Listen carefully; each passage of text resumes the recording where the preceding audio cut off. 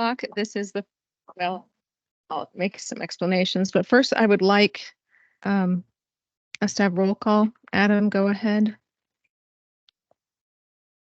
Do you have the list? Oh, okay. I have the list. I'll tell you those that I anticipated to be here Okay. today. And if we could make sure that everybody introduces themselves as part of this too Definitely. for a minute, that would be That will be perfect. it's on my list here. Thank you. So, Larry Horton. Are you on? You're on. Yes, very good. Hi, I'm Larry Horton, past member of the Community Health Committee and numerous other committees throughout the city. But as far as this one, part of an old member of the Health Committee. So. All right, Dick Knowles. Good afternoon. I'm Dick Knowles. I'm a Sweet Home person, also a past member of the ad hoc health committee. My connections are more with the county, actually. A lot of healthcare in the county level. Great. Bob Dalton. Bob Dalton, part of this previous ad hoc committee as well, chair of the health fair and also a member of the park and tree committee. Great. We get to cover both of your committees today. Let's skip down to Kelsey Ann Ray. Kelsey Ray, I'm the clinical health navigator for the Sweet Home Health Center as a part of Benton County Health Services and a former attendee of previous meetings for the health committee and the health fair planning committee. Great, thank you. Shirley Schumacher. There you go. Yeah, okay. Shirley Schumacher. I live out in the county, but I'm active in the community with SHEM and the Sweet Home Senior Center, and I'm a retired nurse practitioner. Okay, the other people that I was anticipating to be here that said they would like to be involved would be Nick Tyler, Lisa Gorley, Brian Brands, and Sean Morgan. So we'll see about them next time.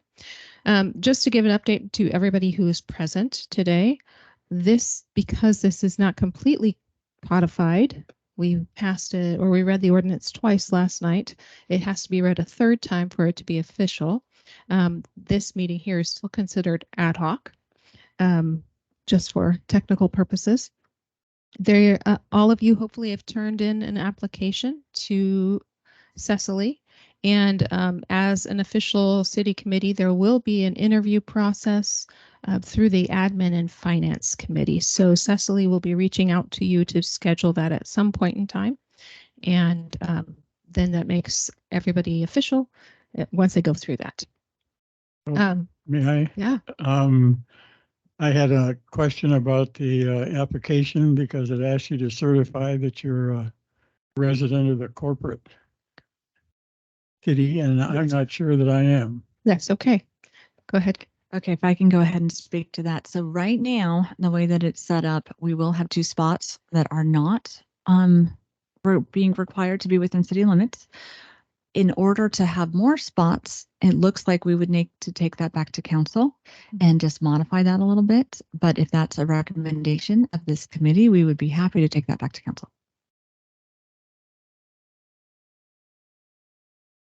So is there a consensus to make a recommendation to council to allow more than 2 people on this committee who are outside official city limits?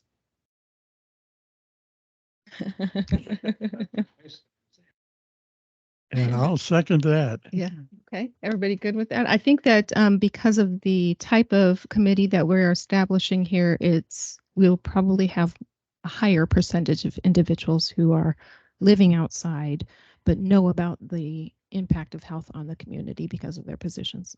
Are all of the committees set up so that you have to be resident? Because 20 years ago, that wasn't true, I know. It has been set up that way historically. It's something that can be changed pretty easily by going to council. And in the case of this particular committee, I think it's very easy to justify because this committee impacts a large area and really wants to work with the school district. So being a part of the school district and fire district sort of footprint, I think would make sense. So that was the umbrella that was used before. If you're part of the school district, then it's not a question. Yeah.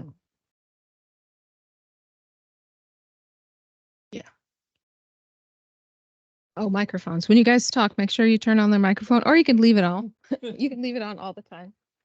If I might, excuse me, so do you want me to hand in the application anyway and just assume? Oh, absolutely. I think everybody who's interested should do an application, and then it would be up to the I was admin just finance. having trouble certifying something. That makes sense.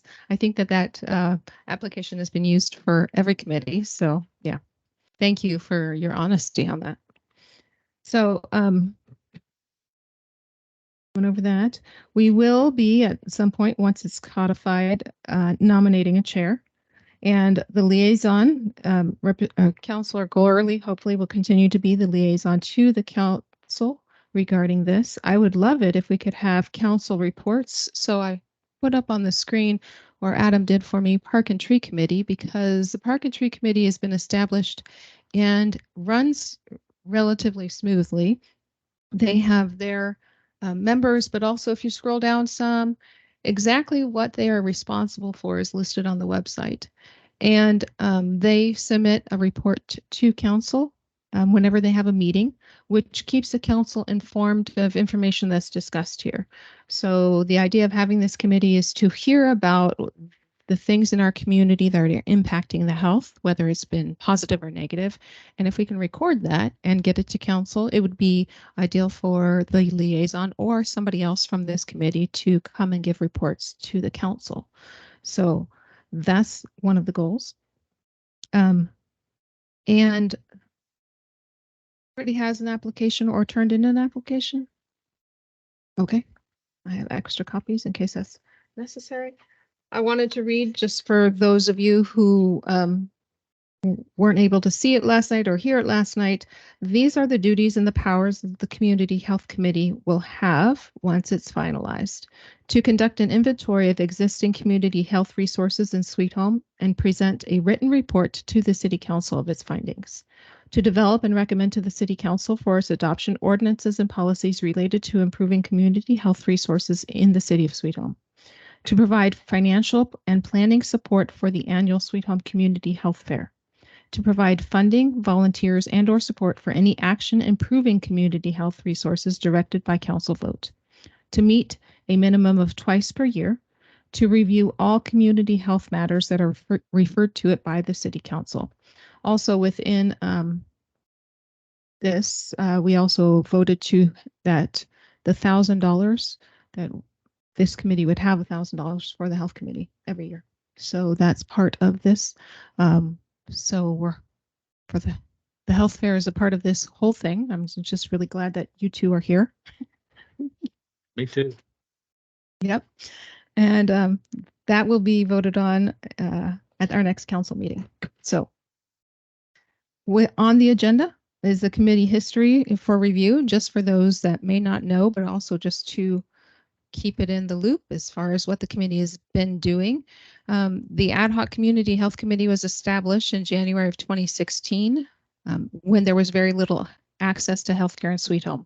And the goals that were presented to them were memory care, senior assisted living, physical therapy, urgent care, mental and behavioral health. So under the leadership of Councilor Gorley and the committee, it has accomplished all of these goals and more. As we know, Mosaic Memory Care Facility is now open. Wiley Creek is open with their Senior Assisted Living Center, or still open too. That's one of the reasons why it was formed. A resident can get physical therapy here in town. Ridgeway is now open with their urgent care, Samaritan's Urgent Care, and resources are there. And then we have the health care, or the health fair, which happens every year and seems to grow every year. And this committee, the ad hoc version of this committee, also assisted with the FAC and Zombie Zoop Run. They, they had accomplished a lot. So we want to continue to capitalize on that success. But now that's why we're making it formal. We want to also invite the voices of other entities such as Fire District. Nick Tyler did fill out an application, so I believe he will be a formal participant in this committee, but my guess is he won't always be able to make it. So, any comments? I'm wondering why Jason logged in.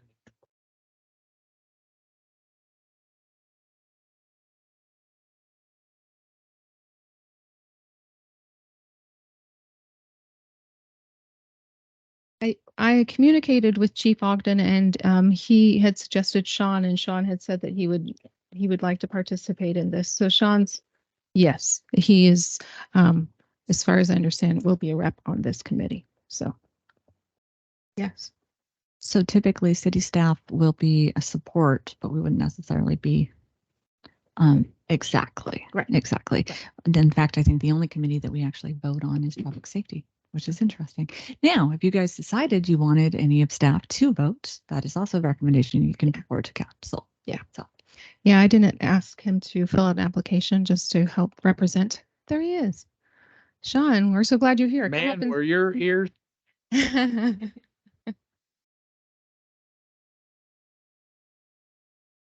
Sean, if you can push the narrow button on that, then we can make sure that you are live. And go ahead and introduce yourself. I'm Sean Morgan, Community Services Officer with Sweet Home Police Department.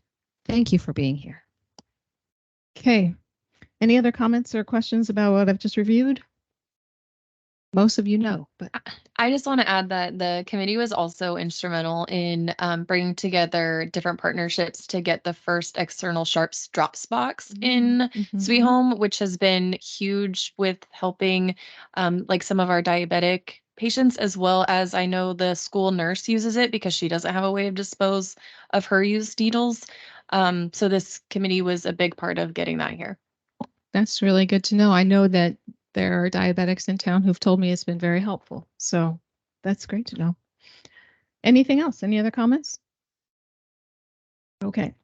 So the next item on the agenda is our future direction and goal setting. So there are some potential goals here. Items C through K are actually potential goals. So if you guys would like to, I'd love to just have a discussion about what you guys think are important goals for the city to focus on for the health and well-being of our city. I would like to hear from each of you, no matter who you are or your position. So, yeah. Well, I'll start off just, I would. Looking at just the potential town hall meetings, kind of incorporate some of the others that are on this list, such as the mental health and the suicide prevention. I think those are two that really slip up under that potential town hall meetings. The health fair, it's kind of its own thing anyway. It just happens. I wouldn't see that. Not without the two of you, it doesn't.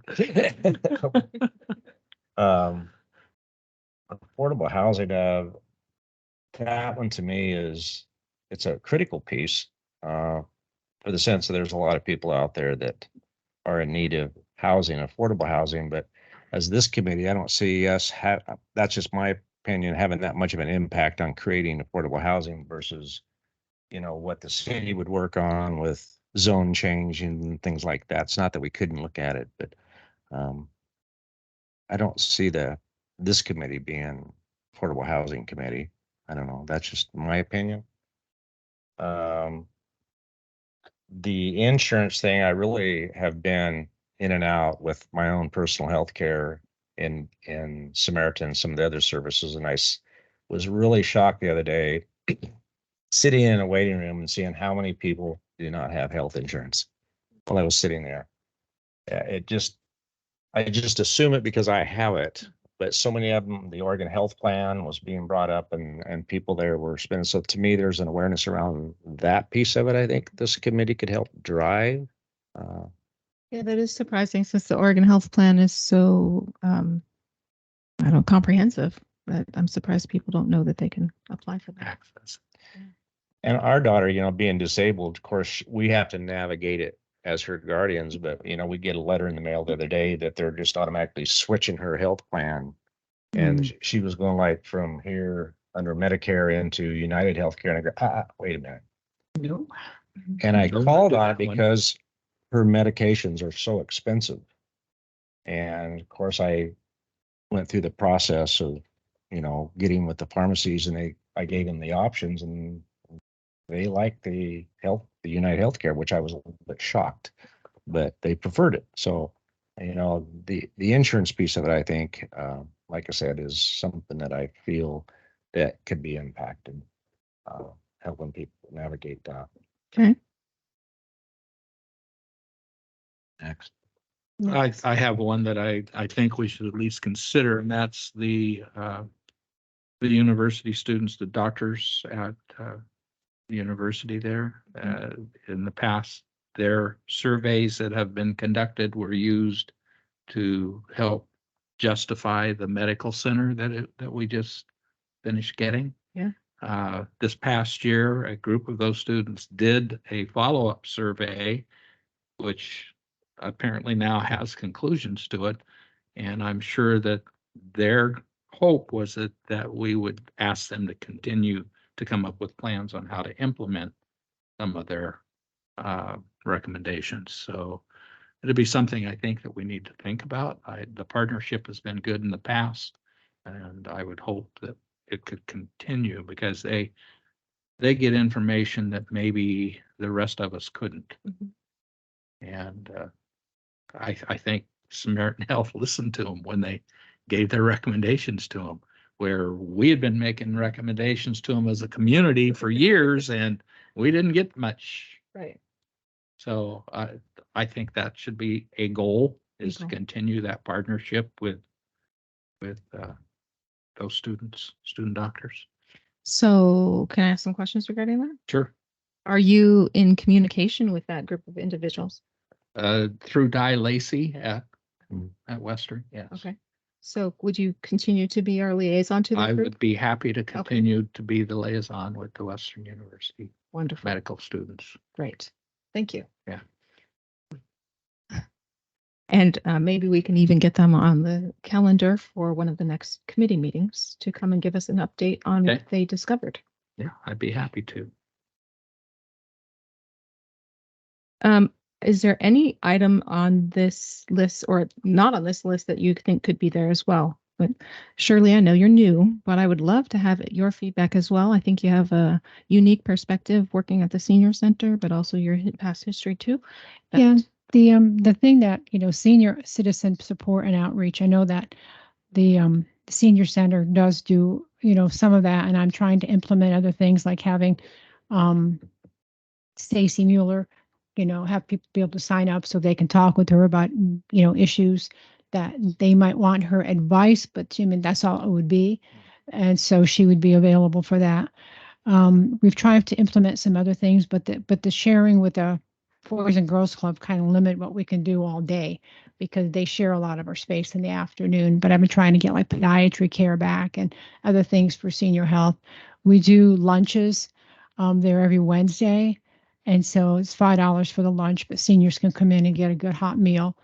And then of course our bus service is the most outstanding. I mean, not toting our own horn, but $1 for a trip anywhere in town, and students ride free all the way to Albany if they're going to Ellett and Benton. So, and we try to put that out there that we have that. So, but we're trying to ramp up the senior center more now that COVID's done, and trying to get more things there and available for seniors. So if you have suggestions or thoughts about that, I'm more than open to bringing that back to the senior center. I'm the vice president of the board, so got my hands in everything. The other thing with community health, I am also volunteering at SHEM, and we're seeing, a larger number of people coming in to the food bank, getting food, large families, people who come in for the supplemental. They do one big shop once a month, and then every week they can come back for fresh produce. So it's something that people have available to them depending on their income level and stuff.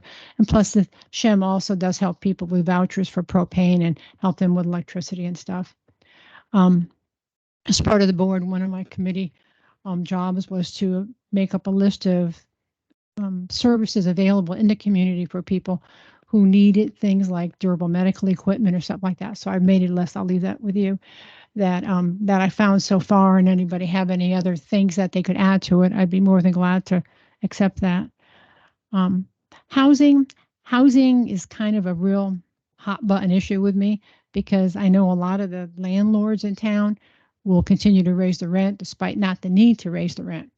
And so more people on limited income, people who can't afford housing, are being forced into their cars and into tents. I know there is a homeless housing section, where they have that, I don't remember what it's down near FFC. downtown. And I know because we made curtains for the housing units, but I mean, that has helped some, got quite a few people off the street, but there's still more need for, like you said, affordable housing, but something that the landlords get an incentive to not raise the rent. I don't know. I'm just throwing it out there. That's a hard topic because there are so many rules regarding landlords in there. So Sean, when you look at that list that we have there, is there anything that stands out to you that this committee could focus on? Of course, you know where I'm going with it too. So, obviously housing's huge. I think, I think that there's things that can be done there, and how we get there, I don't know. It's pretty controversial, but we need people to build houses and drive prices down. That supply and demand works, and how do we get that? How do we see that happen? How are we stopping that from happening? I know it's more than just health, it's economics, and there's development and all that other good stuff mixed up with that.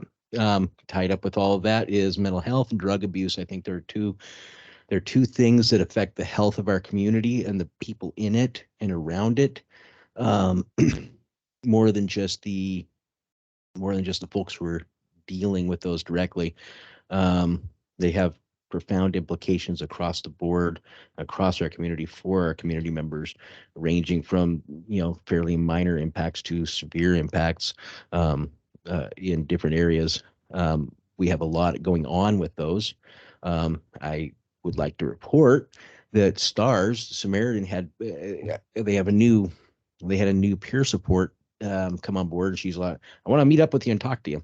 And we set up a time to talk yesterday. And she said, I'm going to bring a couple people with me. They brought 5.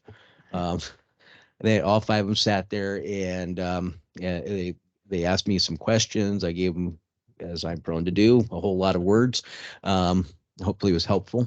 And they went out immediately after that, and we went into our current, I don't know what we call it, our current sleeping area, and chatted with the folks who were there. They handled pit count in there for me. They got a good chunk of those done, so that was nice. And they were there again today, 2 of them, and they have 3 peer supports who are out here going to be pounding pavement. They're going to set up a outreach table at the library on some day of the week. I can't remember which one. Great.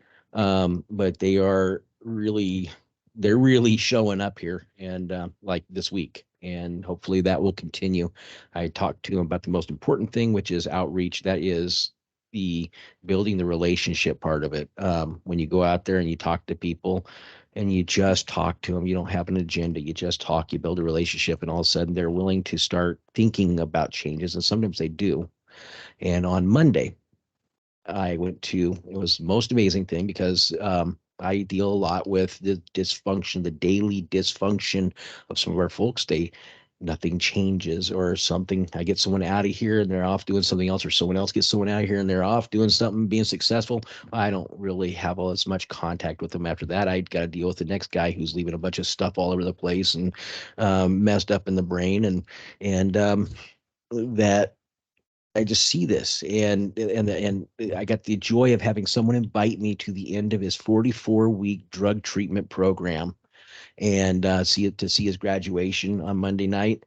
And I got to watch 2 other people graduate from that program and see the successes that these guys, that everything we're doing here leads to.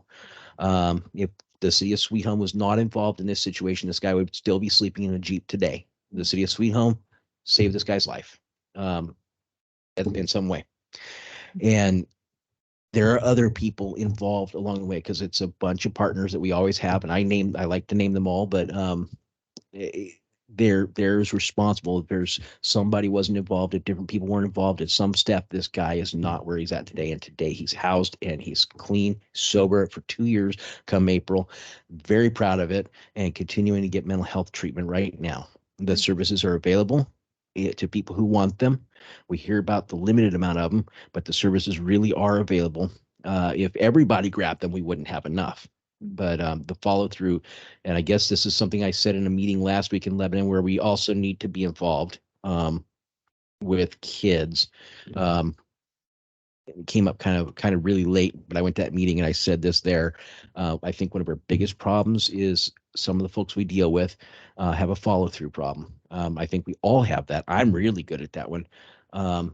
But it is incredibly dysfunctional in some of our unhealthiest folks, and that leads them to unhealthy decisions that impact our community as well. If we can find ways to increase follow through, I think we can ultimately decrease the costs, the burdens, the cost burden to our society, to our governments, and all these agencies are out there. They're definitely there. They're working, and we need to make sure people get to them in some way and do them. And we've been doing a great job of helping them. Our city has been doing a great job of helping them get to those things and encouraging them to go to those things. Even still, we have a follow through issue. I think that's one of our biggest issues that we're facing, and I don't know how we change that. Okay, that's really good to know. Thank you for what you're doing, but also for that report. If anybody has any questions about what's happening in the homeless population, Sean knows, but also those resources that we're questioning about mental health or A&D, Sean knows all of those connections as well. So I would like to hear from Kelsey next. Yeah. So definitely looking over the list, I think the most important parts that stick out for me in the work that I've done in Sweet Home would be obviously the health insurance public awareness campaign, because I myself am an Oregon Health Plan assister, so I assist people with signing up with the Oregon Health Plan. And there's just, I think, a lot of like misconceptions around the Oregon Health Plan and the marketplace. And I think that there's a lot of people struggling right now who could access services. They don't know that they're eligible for those services. So I think if we were to share more information out into the community about what makes you eligible for this and not eligible for this, it would only help our community members more.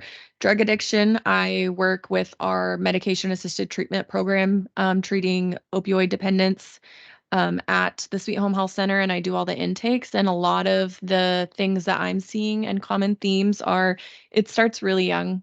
Patients report use like when they were in their teens, like early, like 13. So I think going out to the schools as much as we can.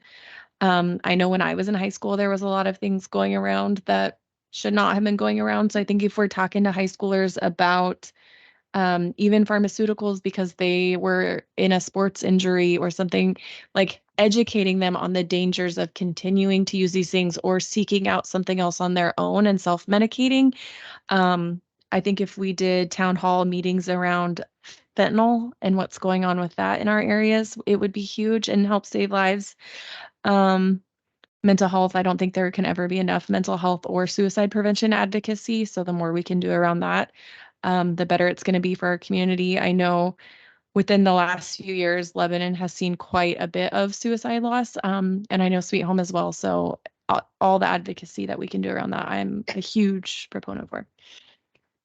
Great. Can I add a little bit to what she said about the insurance thing? Yeah. One of the things I'm not sure people are aware, Samaritan has a program that will forgive you. It's income based. If you don't make X, they'll pay your bill. Samaritan will. And if you go down to community health centers, they will help you fill out the paperwork for OHP if you don't have it. And people aren't aware of that. And we, in personal life and outside of it, we've helped people get to that there. Kelsey's had more than one call on that subject from me. But Samaritan has that program, and I'm not sure if everyone is aware of that or not. And it's income based, and you go to the emergency room and you don't have insurance, they'll get you onto OHP, and then they'll cover the cost of what they just did. So part of their, I don't know exactly how they fund it or what that is, or but it's there too. I can speak to that. Oh. So all hospitals within the state are required to carry some sort of financial assistance program, and it is income based, and it's the financial requirements are actually the income gaps higher, not qualify for the order, but can qualify a 50 or no, a 50, a 75, and 100% write off for people based on their income limits. So I think you're the last one to share. Which items on this list do you think are the highest priorities? Some of this will be repetitive a little bit. That's okay. I'd like to start with Bob, and then we ended up with everybody, most of us struggling with the housing issues. Sometimes we think of the problem being that there aren't enough places to live, which is true. But one of the problems is that once people find a place to live, they don't know how to live there. And that's where the health committee can help.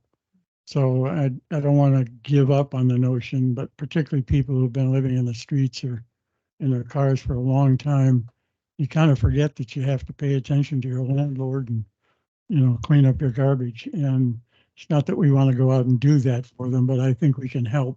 And well, both Kelsey and Sean triggered me to remind myself.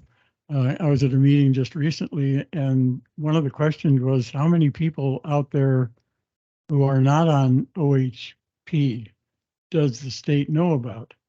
And it turns out there is a list. They may not know complete individuals, but it triggered me to remember the early days of the health committee when we actually had a sister sitting at a table, and you could sign up there as well. But we kind of dropped that because the assumption is, well, everybody signed up, and it turns out they aren't, and from the full level of the spectrum. So, I just jotted myself a note. That's another one of those things we need to make sure we've got at least got one table that has an assister, so that people can sign up as they're going through. The other thing, part of what I've been missing and not meeting in the last couple of months is that I've had a couple of calls from the med school, only from the OT, PT, physical therapy people, and they very much want to get involved because they also have a program where the students are required to be involved in the community.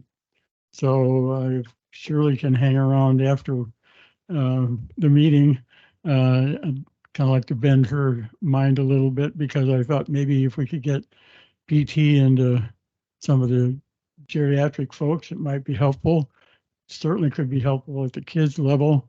We've got Steelhead. There might be a way to get a couple of the students involved with actually doing something formally. And back at the health committee, we used to have the run, and that could be something that could come out of the med students as well. You had asked about connections. I'm actually, Dr. Brown sitting there waiting for a call from me saying, you're invited to the health committee and come talk to us. So, and I would remind us, Dr. Jeannie Davis has also been involved, as well as Di Lacey. So we've got a fairly substantial connection to that group, and they bump into us throughout the months. Also occurred to me that we kind of forget dental services. And I know Bob and I have tried to get the dental services involved in the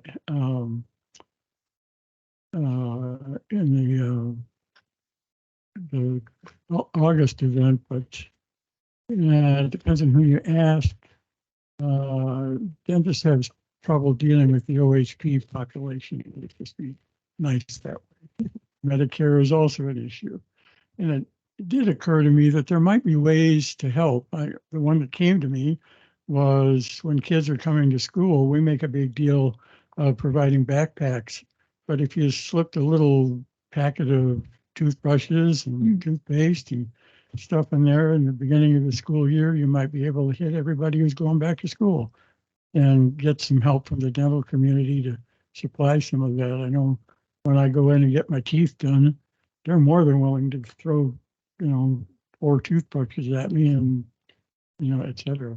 I can speak to that as well. So Benton County, actually, we have a dental program that goes out to all of the schools in Sweet Home, all the elementary schools, and also I think the junior high as well. And they do screenings for the kids' teeth. And so we had a gal from Benton County that tabled with me at the health fair, and she just shares our table every year. But we help fill out the screeners for the kiddos so that the parents understand what the program is, and we can sign them up to get like the sealants and everything at school. So the parents don't even have to pull them out to go to the dentist. It's right there at school. And then they're also giving them the kits to take home to their parents that have the toothbrushes and the toothpaste and dental floss, as well as the follow-up card from the hygienist they saw that day that says if their teeth look good or if they do need to go now see a dentist because there was something concerning found.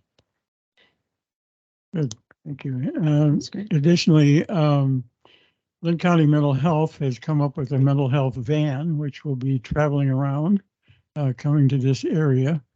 And I thought we might invite somebody to the group and kind of talk to us about that. They've had trouble with staffing just like everybody else, and suddenly they've filled many of the spots that they did not have before. Most of them in the kids unit, which is a good thing. But one of the magics is that they've come up with a program manager. So they've split the county and they now have a person who's specializing in East Lynn County, somebody who worked for mental health for years and went on to Samaritan and then has now come back. Sandy Minta is her name, but and I thought we might invite her also to come in and just kind of talk about what her new duties are and her connection with the schools and just kind of help be a connection. Kind of blowing or tooting our horns. Part of what I do is, like I said before, I work a lot with the county agencies, community advisory committees and stuff like that.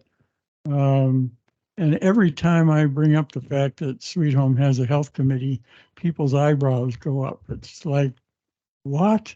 So the CAC group, actually it's a regional group, Lynn, Lincoln, and Benton are doing a community health improvement collaborative effort, which is struggling. I won't go there, but 2 or 3 years from now should be really making quite a bit of sense. They really are trying to make this work. And part of that would make sense to invite 1 or 2 of them to come in and talk to us about our connection with the kind of the regional group. Where this comes from, it's like everything else.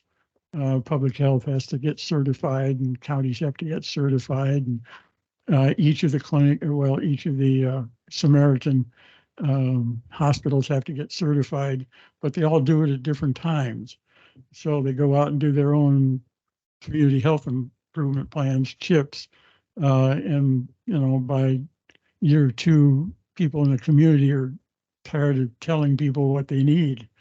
Haven't we heard that before? So this part of that effort is to try to get everybody in the same at least annual, well, 2 to 5 years depends. And it occurred to me that the med school might very well want to jump in on that so that they aren't doing their own thing on off years. They've been very helpful. Our connection with them, I think,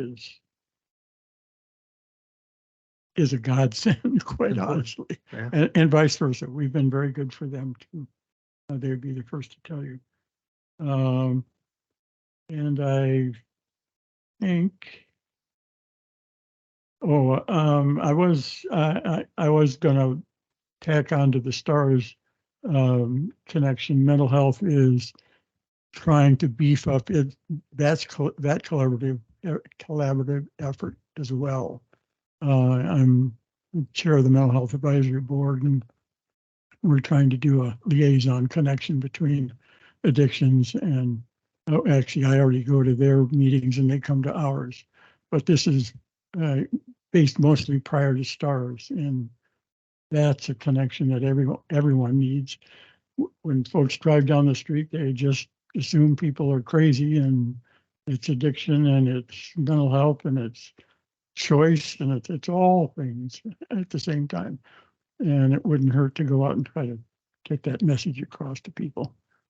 So that's kind of mine. Thank you. Yeah, thank you for sharing. Maybe Sean, you could just briefly explain what STARS is. No, he mentioned it, you mentioned it, just for Cecily, who's going to be doing the minutes. She just might need to know exactly that. I have to look up the acronym. It's Samaritan Treatment or something or other. Samaritan Treatment and Recovery Services. There we go. Thank you so much. Yeah, they Thank you just for the acronym. go out That's and all I help was people. looking for. Kelsey wanted to share something. I just want my turn. So, and I'd also like to introduce myself. Shirley, I know you and I haven't met, so I'm Kelsey Young. I'm the city manager of Sweet Home. So everybody else got to, I was feeling left out. So, and this is also Adam. He's our communications manager, and he's kind of helping with all of this and taking over for Cecily today. So just not necessarily goals, but some projects that are goal related that the city is already moving forward on, but could really use some community help that I wanted to bring up in case this committee wanted to take any of these on or wanted to just participate in any of this. Is we have received funding for emergency family housing. So we are going to be building an emergency family housing shelter. We already have it in design. We're working on getting bids. It'll be like FAC, but different. We're looking at more, as opposed to huts, we're looking at small studio cottages that would have kitchenettes and a bathroom and multiple bunk beds. And these would be primarily for families that are currently living in vans and tents and things like that. We're also hoping to make it cute. It's expected to have young children. So having landscaping, maybe garden boxes, don't know. We'd love to have some community input on what we think might be a good idea there. Another piece is we are working on getting Jim Riggs fully operational as an emergency shelter. And so we already have the funding and the supplies and things like that ready to go. So by this summer, it should be ready with a generator, cots, blankets, everything along those lines. Also an oxygen truck so that when there is an shortage of oxygen in our community, like what we just experienced, we can have oxygen able to fill up. What we need from the community or different community groups are volunteers who would help staff during an emergency event and outreach so that people are aware that this is going to be out there. Another piece is we're trying to work with 211 on providing pickups for, like, in the case of like the last emergency we had, or in other fires, or even just a senior or somebody with any type of medical issues, where they will actually go and pick them up.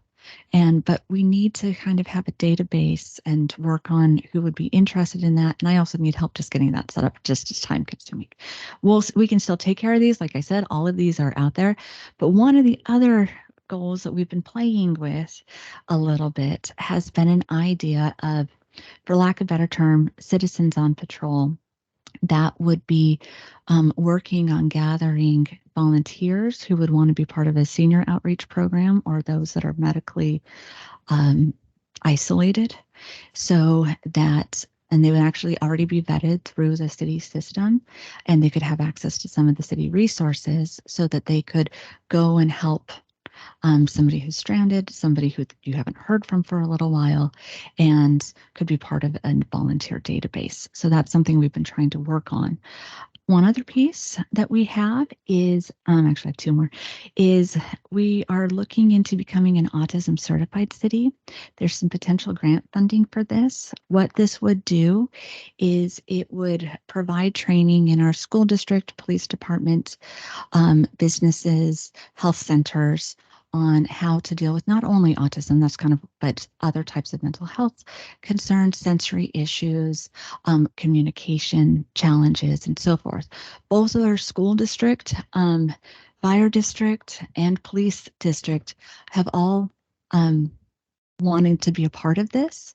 So all we would need is a little bit more coordination, and we would be the first city in Oregon to be able to do something like this, which I think Sweet Home is leading the charge in so many ways. I think this could be a really neat thing. Final piece is there are some fitness opportunities. And when we talk about mental health, sometimes having additional recreational opportunities and things can really help with some of that too, and just with overall health. So there's a fitness park program where we have already been approved for a grant that would cover over half of the price. And it would be mostly for adults, and it's a small footprint, and you can do different exercises. You can have it on your phone. It can lead you through things. It's not terribly expensive, but if we had an interest, we could raise some additional funds for that and bring that to our community too. So those are just project ideas that I just wanted to bring out there with the goals that are things that the city's already kind of looking at, but we could move much faster if Health Committee wanted to join us. Thanks. So We need more members. we need one more. Yes to all of them. Now, how do we? We all need to clone.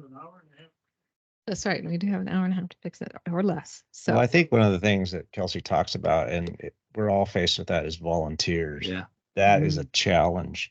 And, I was sitting with a group the other day and I said, I still go back the number of churches that we have in this community that should be heavily involved with outreach in any of these areas that she just mentioned. I mean, our little church is kind of with the other South Santiam division group. And right now they're putting together emergency kits. That's their outreach. So churches do have outreach monies and funding to do some things, so I think there's an opportunity to me to pull in that group as a whole. I think there's an opportunity.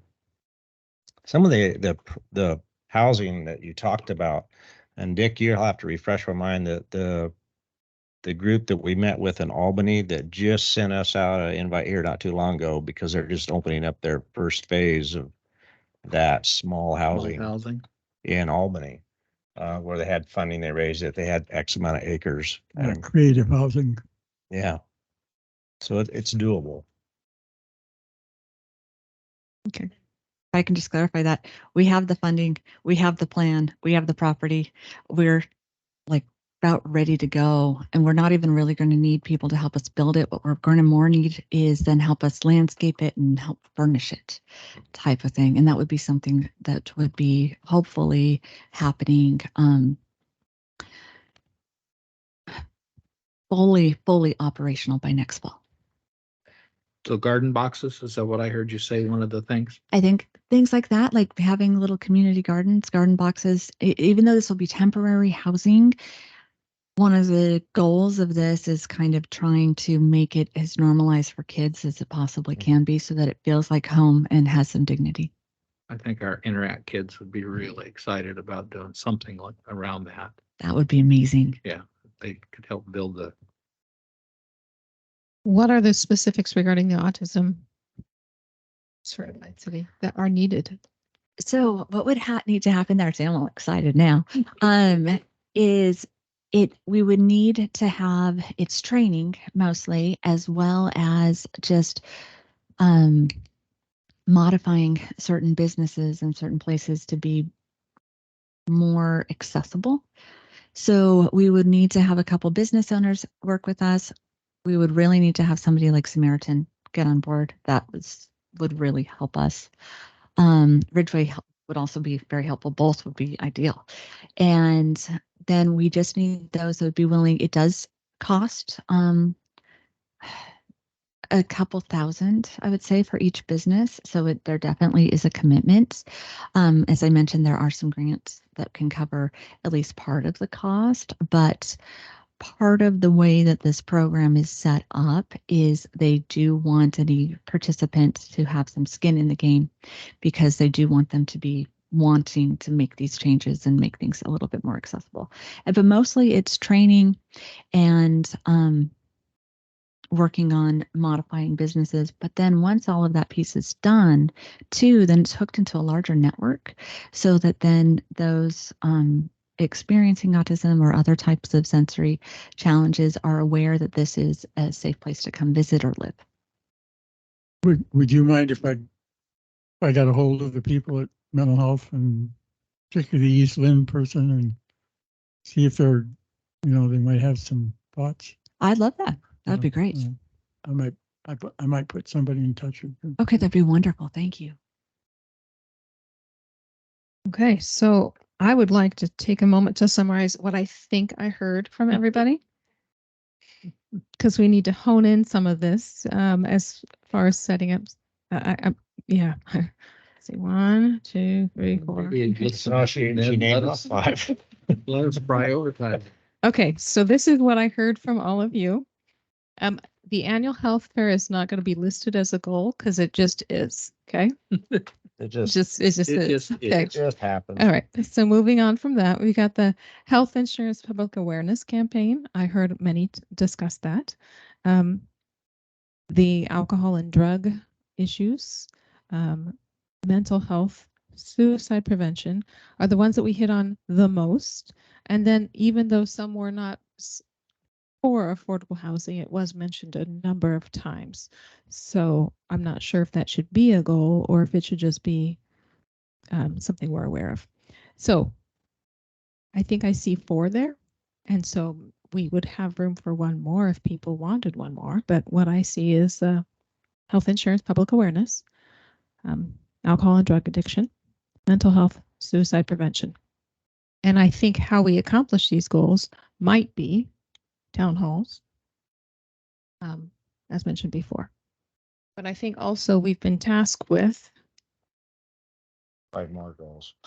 no, no, she had No. she had 6 projects that but we've been tasked with to conduct an inventory of existing community health resources in Sweet Home and present a written report to the City Council of its findings.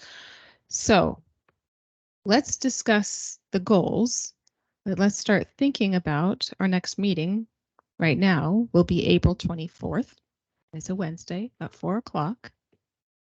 Inviting those that you guys have mentioned. What I heard was inviting mental health van, the university students who conducted surveys, occupational therapy, physical therapy individuals who want to get connected. And those are the 3, and CHC, is that what I heard as well? To our next meeting to give an update and report on what services they provide within the city of Sweet Home.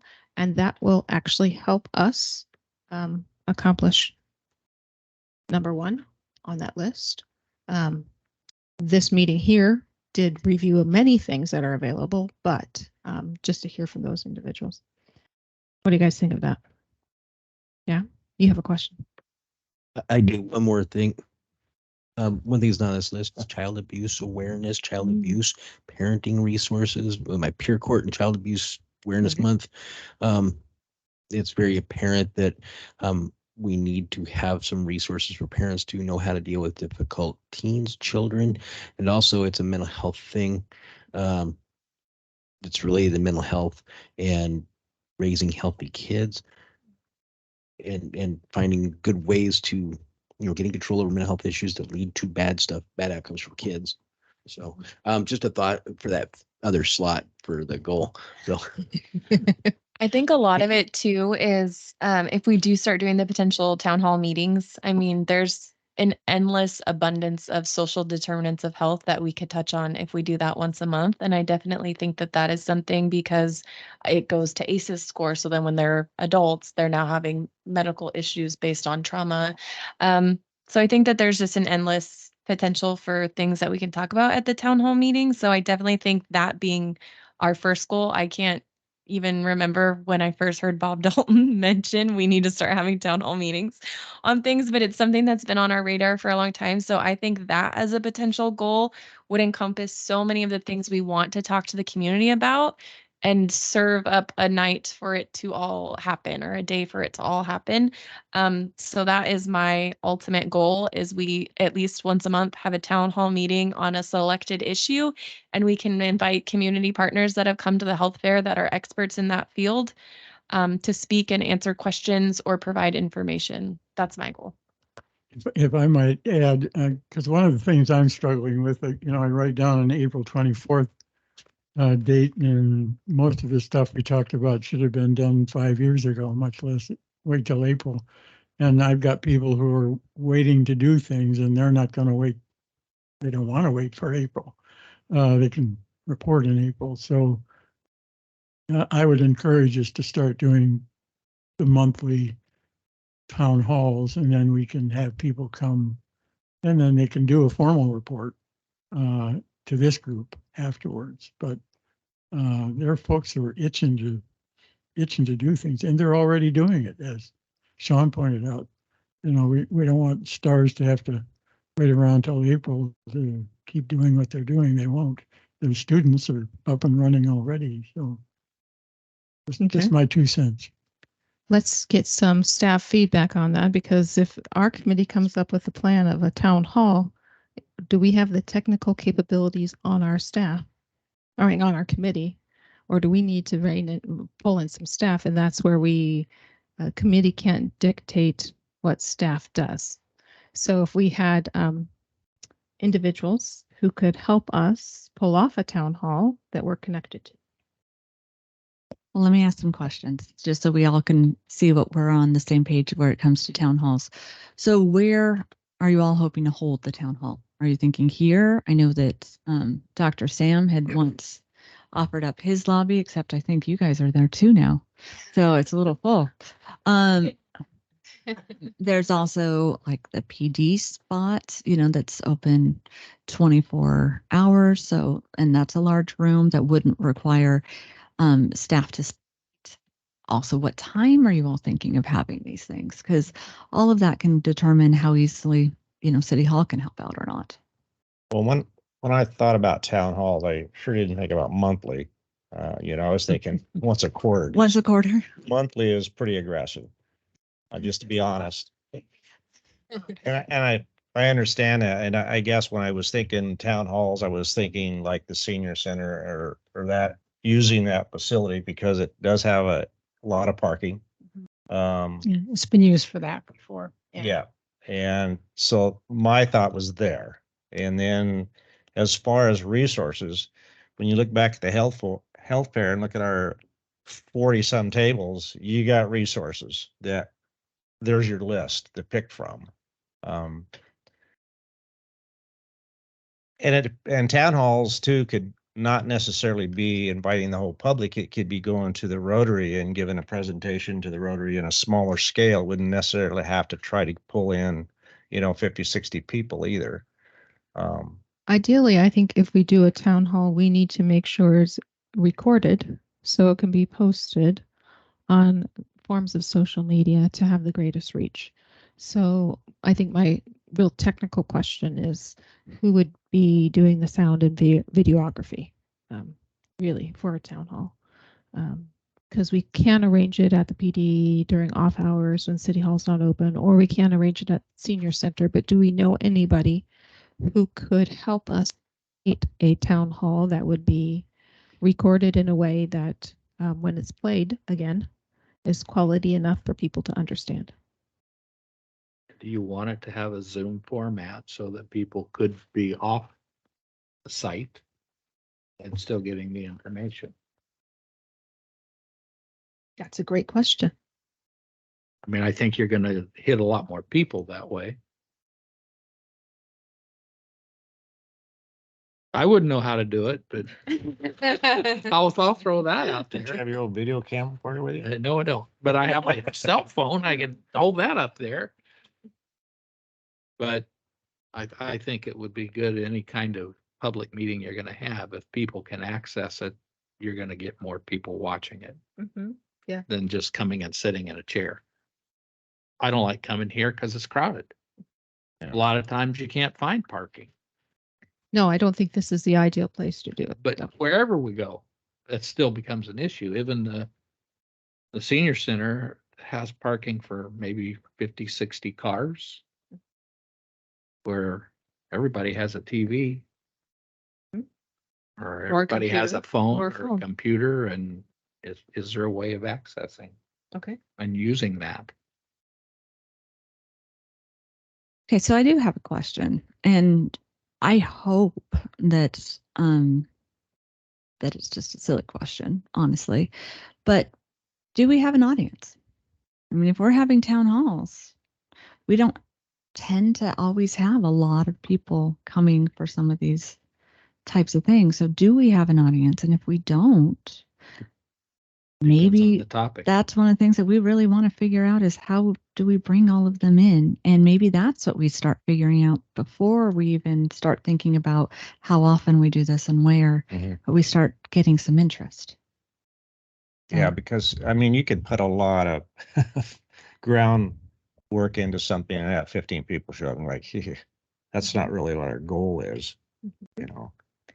So would our efforts then be better spent starting out if we do find a videographer that can make a quality video, doing small presentations we could maybe post on like the city website or have available in some social media platforms where we're sharing this information and people can view it like at their own leisure, and then seeing just from that engagement how many people would be interested in some sort of a public event where they can come and also take resources home, whether it be like handouts, flyers, sharps containers, like whatever that we're speaking on that night. But starting with like small videos that we're sharing out there and seeing the feedback we get from that. I think that's such a good idea personally. And on from the city's perspective, that's something that we could really help with and get out there. Well, and I think if we're inviting organizations here to make a presentation, that can be recorded and they can be little ones recorded, and who's ever here, that's the information that gets released at that moment. That almost seems more feasible too, if especially if we want to get this started as soon as possible. We're not having to pull in as much resources because we're not going to have to staff a building to be able to watch 60 people coming and going and all the things. We're just going to have however many people here speaking on the topic, uploading it, and then just waiting for the feedback to come in. It's great. There's the other thing I was going to suggest is the, small videos where you could advertise it on the Chamber of Commerce because they have a calendar. A lot of people access the local paper. I mean, they could have an ad in there. Facebook. I mean, there's a community Facebook page and having things listed on there. I mean, I don't Facebook, but a lot of people do.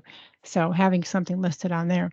But there's all these other people tap into all this stuff, in the community, and why not put it out there on that, if you have videos. Yep, those are great ideas. Adam, you had something to share? I was just going to remind the committee that if you do short videos, that is the committee's video. And we all have different friends groups on social media. Mm-hmm. I would absolutely recommend that everyone share it on their personal socials Mhm. because you're going to get the biggest reach. Yes. Yes, I have to do a little disclaimer because I have to, because it's my job. So just be aware that when you are posting things then on your personal feed and it is city business, that you are now speaking as a representative and as a committee member, and that you have to keep any comments that is put on there. And this now all became public record. Cannot delete it, That is correct. nor can you ban anybody from it. Exactly. And this is why you don't see a lot of counselors on social media. So we need to just run up and down the street and holler what we want to say. Then But you can always make like a second Facebook account that is committee member, and that is all you do. But you're just aware that all of that is public. So Yes. that's another reason why you never see me. meeting. Who started all this? Okay, so let's get back to the meeting sooner than quarterly. I need to hear from staff more than I need to hear from committee members. So I think if we can keep it still within business hours, like the way that this meeting was scheduled, this was a very nice time for staff. And if you all want to help with some of this list, we would be more than happy to go ahead and have it happen more often. Okay. But we have to vote on that because I need to hear commitments. Would bi-monthly be easier for staff than quarterly or monthly? Monthly would honestly be fine. It really would be fine, especially if we're able to help the community move forward with these types of things. That's staff wants to do, is help make our community better. But it would be so much more beneficial if we can keep it at this time so that we can be done by 5:30. I second that. With kids at home, this is a much better time for me. Okay. And we will keep this meeting to no more than 90 minutes, just so you all know. So if that is something, is this consensus of this committee, they want to meet more regularly, we want to meet monthly? I see a nod, 4 to 5:30. 4 to 5:30. What I'm hearing. Yes. Right now, we're on the fourth Wednesday of the month. Gonna stay that way? Is that what you're thinking? That's what I'm thinking. But I can't always attend this meeting, so whoever's going to be the I liaison of don't the think anyone's chairman. gonna always be here. No. Probably not gonna happen. Yeah, there'll be times. I mean, I Okay. think we all try, but there are times when we can't. Fourth Which Wednesday would is be- great. That's stuff. life. Which would be my emphasis for once a month, because not everybody can show up, Mhm. even at a quarterly meeting, and you really cut yourself short. So Okay. I like this. You know. So now we're discussing February 28th. Is that what I hear? Fourth Wednesday of February at 4 o'clock. I will commit to getting in touch with those who had signed up and were not here tonight. I would like it if I can hear commitments from committee members and reaching out to those organizations and inviting them to share even in February. And not all of them will be able to, but just invite whoever in that list. So I know when I first started on the committee years ago, there was a Samaritan representative. Does anyone have a contact within? I'm Okay, gonna Bob, I'm try looking at you. Yeah, I'm gonna try. She was again. supposed to be here. I don't know why she didn't come tonight, so Okay. I did talk to her. I just think that that would be really important to have some sort of Samaritan representation at a health committee when they're the biggest health Provider. Oh, yeah. provider We in actually our have- area. They actually have a community outreach program or something. I know the person that runs it, but I never see them. You know, I mean, I'll work on that The, too. the one I was talking to is the outreach person, and she's kind of in a transition because she's getting ready to move to Oklahoma. I don't know why, but it's family, Oklahoma? but That's where I came from. but they're looking at replacing her with another one. So they're kind of in that switch. That's what's happening there with them. But I could touch bases with her as well. So you'll touch base with Samaritan. Yeah. And the mental health van, who's going to touch base? You got that one? CHC, you'll touch base with them as well. STARS, would they be interested in coming and sharing what they do in the community? Okay. Is there Invite them. anyone in particular at the CHC? Is there anyone in particular at the CHC that you're going to follow up with? Because that's where I work. So I can do that. If you That's fine. Okay. And the university students, who's going to follow up though? Yeah, I can follow up with them. Do you want them here on February 28th? Is that what you're saying? Yeah. Okay, that's a lot of people to Oh, I'm try okay with that. and listen to for an hour and a half. I'm good with it. I would just hate to invite people and then not have No. time for them to speak.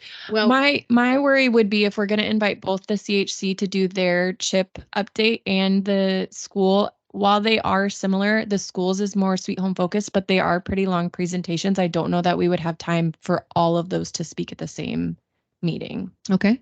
It Re- feels like that's a shared concern. If we're going to do monthly, that would mean there would be one in March on the 27th.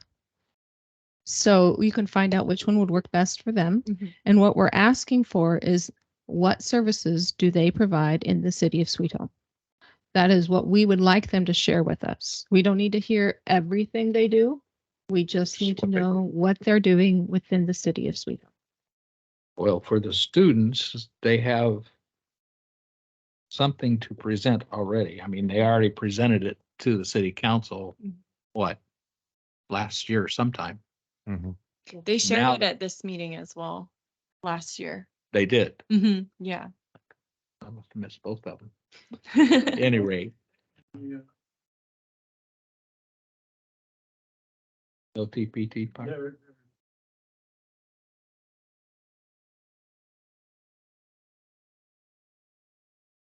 So when people are sharing what they're actively doing within the city of Sweet Home, what do you think the time limit would be on that? Because I'm thinking you got 7 minutes and you should be able to cover what you're doing within the city of Sweet Home. I mean, I could tell you what the CHC is doing right now.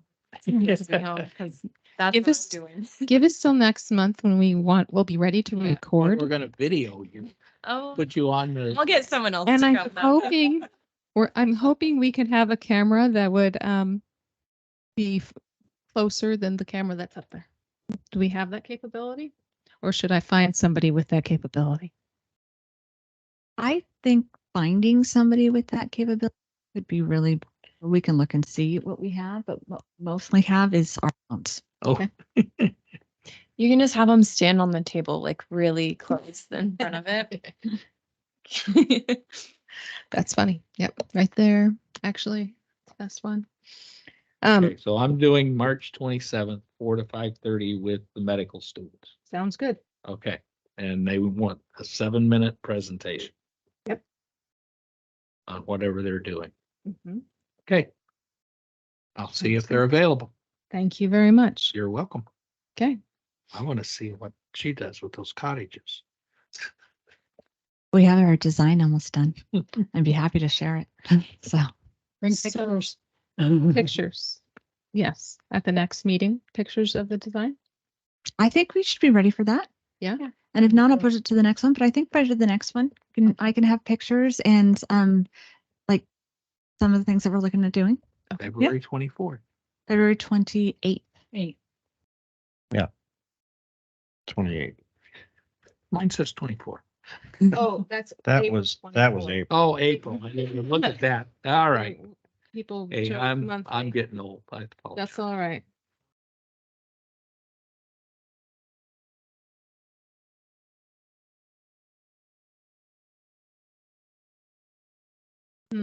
That's a great question. I'd prefer them be here in person.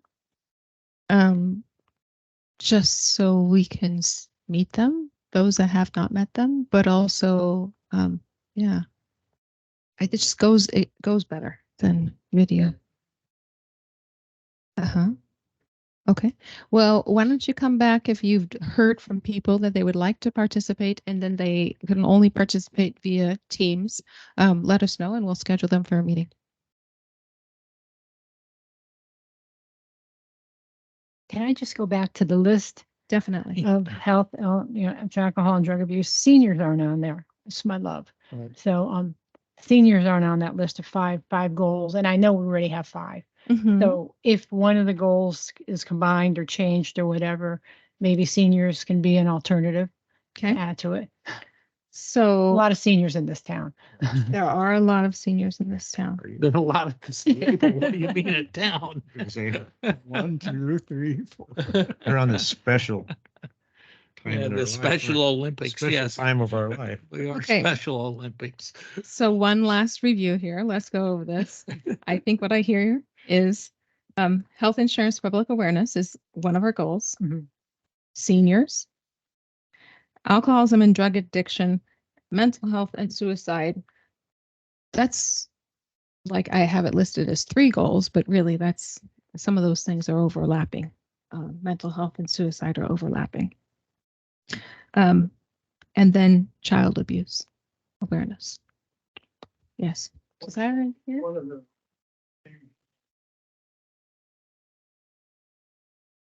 health is going under behavioral health. Behavioral health. Yeah. That's a good idea.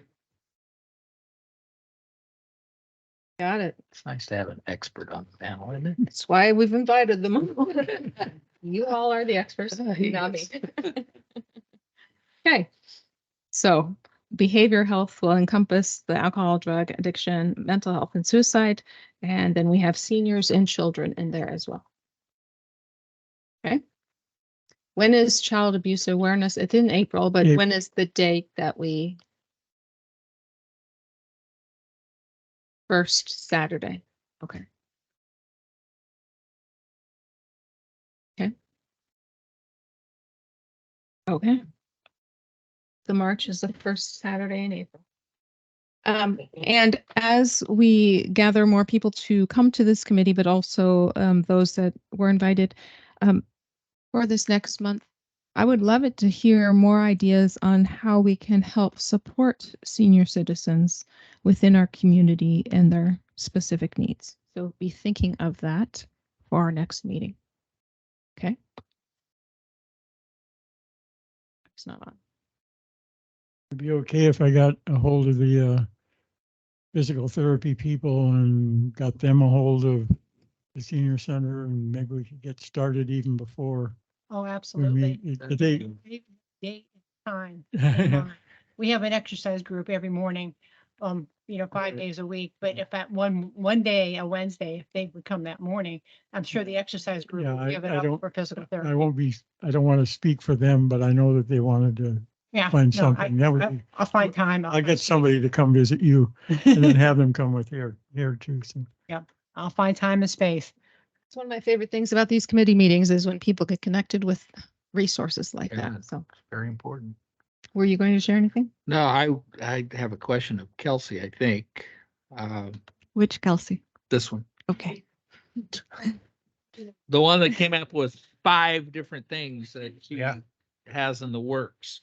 But the emergency housing one really has me concerned because I am not for sure what happened over the 4 or 5 days that we had that were freezing cold, that everyone was hurting. And I know there were a lot of people hurting badly that Mhm. needed emergency housing. And I'm not for sure that we really had what we needed to meet the community's needs. Is there a way that you could present at our next meeting what you're doing with the Jim Riggs Center Yes. so the public would know? And so that, people that are out on the street would know where to go? I don't know. Maybe they did, Sean. I don't know. Did You know, they? I would be really happy for us to do that because we did have the PD open 24 hours, 7 days a week as a warming center. And we opened up the conference room so that people could be there, and we had some snacks and we had other stuff. And then we did open Jim Riggs.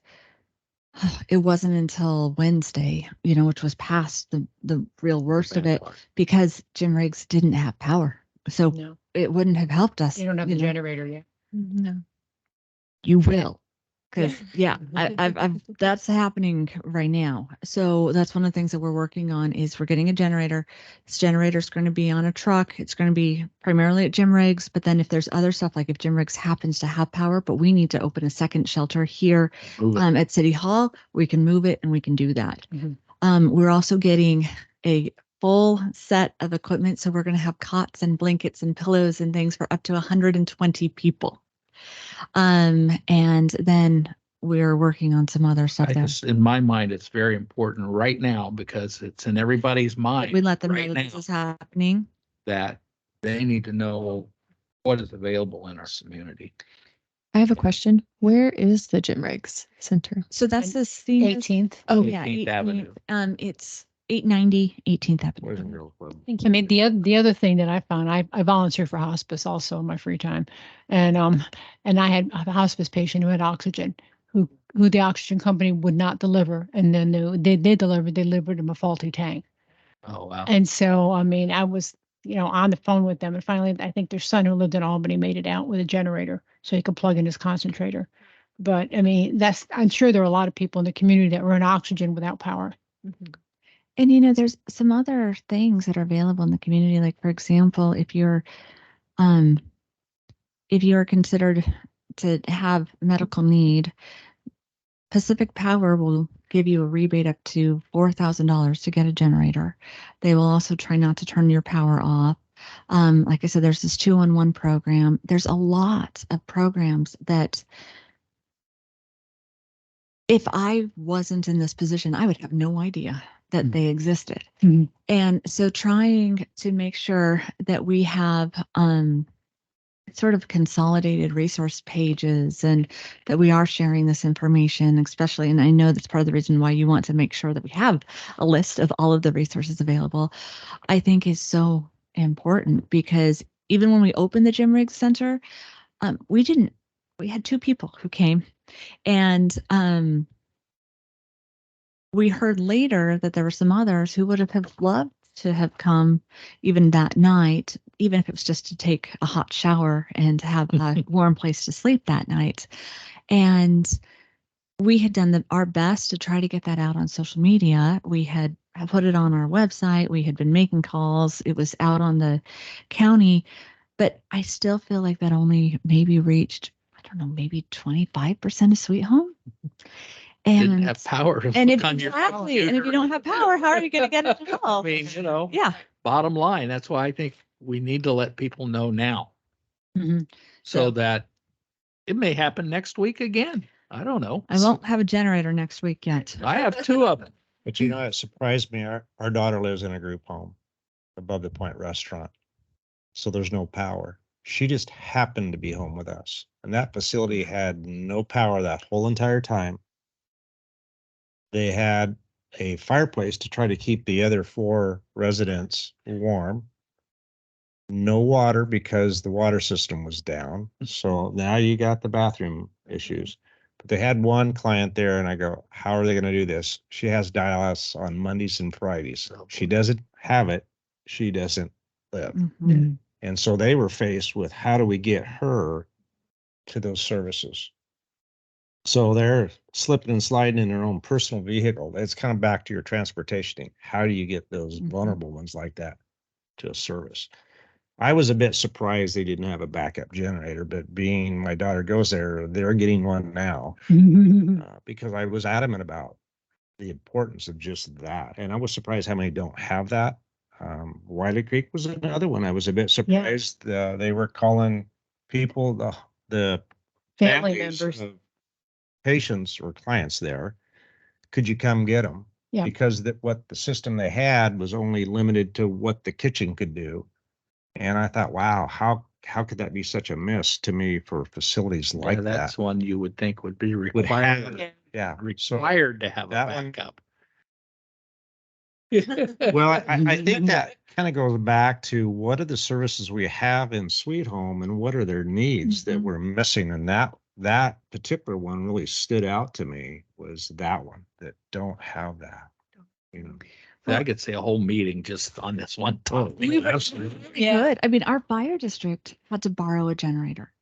Like, that's crazy when you think about that. And here, none of our only facility that was consistently running was PD, and that's because of our generator.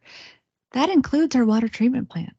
Our water treatment plant wasn't able to run. We weren't able to make water for our entire community for a while because of that. I mean, this is a huge need. It's a huge need for the city. It's a huge need for individuals. It's a huge need. I mean, the Hope Center, like, let's look at what happened there. They were out of power for 3 days, and I wasn't aware of it until Susan let me know. And that was right as they finally got power. So we weren't able to help them, know. because we had no idea. You may want to just schedule that one. It would be a good topic to discuss. That's well, I would think that that's life and death we're talking about. I mean, a lot of this stuff is important, but this is life and death. it's kind of what your citywide emergency cold weather plan is. Yeah. And that's what that is. And not Okay. just the cold weather, but And the it can hot be weather. hot Yeah, weather. it can be too, hot 'cause weather. I know too. we've talked about that in this committee forever. What is our like health community response in when they're having to shut off the power because it's really hot out and we have high winds and we have patients who need medications and they now can't access their medications because they can't open up their fridges and they don't have power. And so I think, yeah, we can have 1 or 2 meetings around just that topic alone, because it's something we've been discussing for Earthquake, years now. Yeah. So we need to decide which date we'll be discussing emergency preparedness regarding health, surrounding health. And I think that'll be the last decision of today. So Yeah, we're there. And I would think it's not even just emergency preparedness because that's a huge topic. It's a big topic. I would think almost just emergency power. emergency power. Okay. Emergency power in the city of Sweet Home. When do you want to discuss it? Surrounding area. too. Next meeting? I Next would meeting. think that'd be my vote. Okay. Rest of the stuff, I think, can You wait. can have Pacific Fire. Yeah, that would be good to Invite invite Pacific Pacific Power. Power and Yeah. see what The they expert. can offer. Have them talk about the generator program and all the other things that they seem to. Don't we have a generator, a giant one sitting out here behind us? No, we don't have it there. It left? So technically, there is a giant generator Generator. back there. However, if we tried to plug that generator in here, we would burn up the generator. It is way too oversized for our Or- needs. But the sewer plant? So we are going to actually move that generator to the water treatment plant Yeah. and hook that up. Yeah, that'd be my. Unfortunately, to hook it up costs $900,000. There's a grant out there somewhere. Well, actually, that's what I've been doing all week. So, I would be too. I don't want it out of my pocket. but that's just for that building. So then in order to do,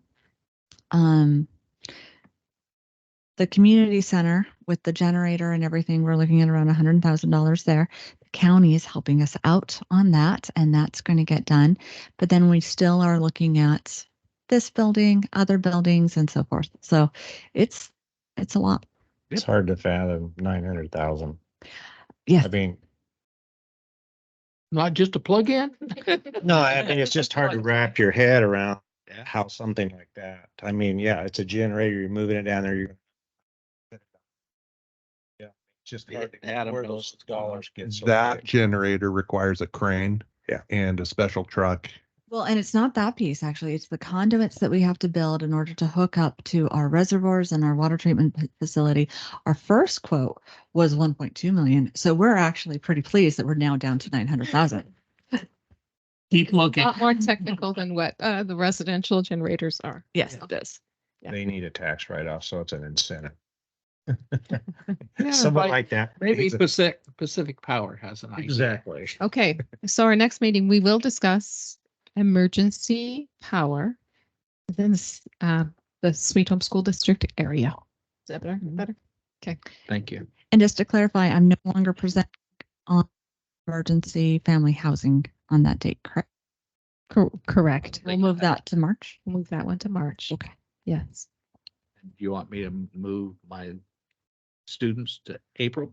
Move them to April. Okay. When do you want stars? Let's put stars in March. In March. Okay. Yep. Thank you. Mhm. You're gonna write all this. down.